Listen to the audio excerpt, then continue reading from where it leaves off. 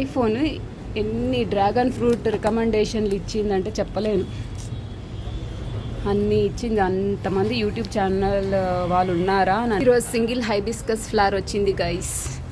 Guys పిల్లకాయలు ఇవి మాత్రాన చాలా వచ్చాయి. బతుకమ్మ పూలు వినాయకుడికి చాలా ఇష్టం అవి కూడా.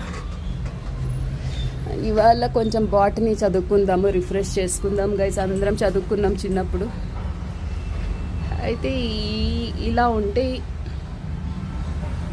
ఇది మాడిపోయింది. దీని దిష్టి కాదు, పుష్టి కాదు, ఇది మాడిపోయింది అంటే దీనికి కావాల్సిన పాలినేషన్ ప్రాసెస్ జరగలేదన్న. అయితే ఇప్పుడు దీనికి పాలినేషన్ ప్రాసెస్ ఏంటి అంటే ఇవి మేల్ ఫ్లవర్కి ఏమి ఉండదు ఇలా. అంటే ఇలా కీరా దోసకాయ లాంటి షేప్ ఏమి ఉండదు. ఫీమేల్ ఫ్లవర్ అయి ఉంటే ఇలా కీరా దోసకాయ పాదు కాబట్టి కీరా దోసకాయకి ఇలా వస్తుంది ఫ్లవర్. ఇది మేల్ ఫ్లవర్. ఇక్కడ ఆల్రెడీ ఒక అయితే మాన్యువల్ పాలినేషన్ అవసరం అన్నమాట వీటికి. మాన్యువల్ పాలినేషన్ అంటే ఇప్పుడేం మన దగ్గర బీస్ రావట్లేదు కదా అపార్ట్మెంట్లో. సో వీటికన్నిటికీ మాన్యువల్ పాలినేషన్ అవసరం. సో ఇది మళ్ళీ ఫీమేల్ ఫ్లవర్. ఇలా ఇక్కడ ఉన్నది మేల్ ఫ్లవర్, గుత్తులుగా వచ్చేవి మేల్ ఫ్లవర్.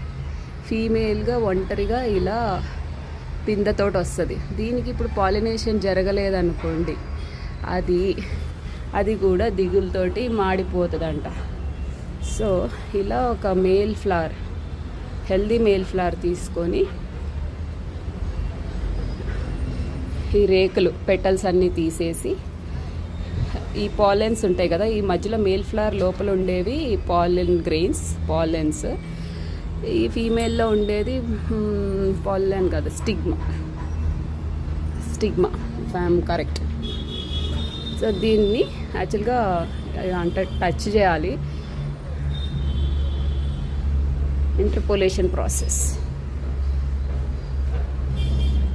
అయితే ఈ పెటల్స్ తీసేసి, లేదా యాక్చువల్గా బ్రష్తో కూడా తీసి నీట్గా సంహౌ ఈ పాలెన్స్ని ఆ పాలెన్స్కి ట్రాన్స్ఫర్ చేయాలి.